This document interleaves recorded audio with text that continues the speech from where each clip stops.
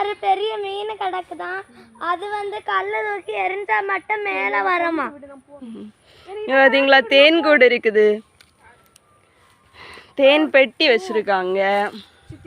அது எல்லாமே இங்க மொத்தமா பாத்தீங்கன்னா எல்லாமே ரப்பர் காடு தான். இங்க வந்து சாடுனா குண்டுக்குள்ள போயிடலாம். ஆமா, சாடுனா அங்க குண்டுக்குள்ள பூந்தும் தொளி தண்ணி அப்படி கிடக்குது. அங்க நிறைய பெரிய மீனாட்டு இவ்வளோத்துக்கு மீனாட்டு கிடக்குது. என்ன பண்ணதோ தெரியல, எப்படி எல்லாமோ துள்ளி சாடுது.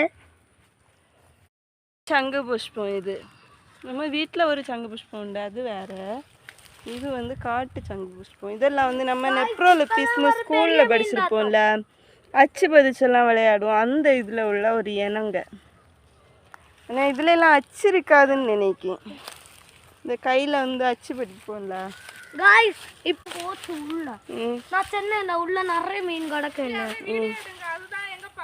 அங்க அங்க பாருங்க, எங்க பரம்பரையில உள்ள தாத்தா பூட்டா எல்லாம் இவங்க இதுல தான் குளிச்சாங்களாம். இன்னும் கொஞ்சம் பறிக்கலாம். இது என்ன கிடக்குதா, நம்ம ஒரே தொட்டால் சுருங்கியா இருக்கு. கால் சவுட்டுற இடம் எல்லாம் ஏதோ என்னது இல்லாம கிடக்குது.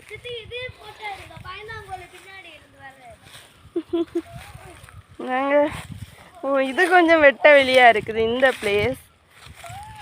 ஆனால் அந்த பிளேஸ் பாருங்க, முட்டை அளவுக்கு புல், எல்லாமே முட்டை அளவுக்கு புல் அப்படி வளர்ந்து இருக்குது. சுற்றி சுற்றி எல்லாம் அப்படி தான் இருக்குது. இங்கே மேலே பார்த்தா ரப்பர், கீழே பார்த்தா புல். அந்த பக்கம் வந்து வயல் நட்டு விட்டுருக்காங்க, அது தெரியும்னு நினைக்கிறேன். என்ன வயல் நட்டு விட்டுருக்காங்க அந்த பக்கம் ஃபுல்லாக.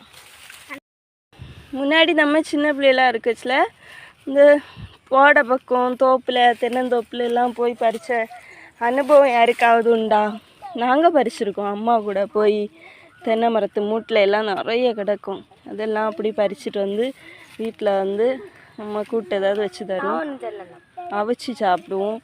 அப்படி நீங்கள் வெள்ளாரை வந்து உங்கள் ஊரில் நியரில் கிடச்சின்னா நீங்கள் வந்து மிஸ் பண்ணாதீங்க, நல்லா சாப்பிடுங்க. வெள்ளாரை வந்து உடம்புக்கு ரொம்ப நல்லது, எல்லா நோய்களுக்கும் நல்லதுன்னு சொல்லுவாங்க பெரியவங்க.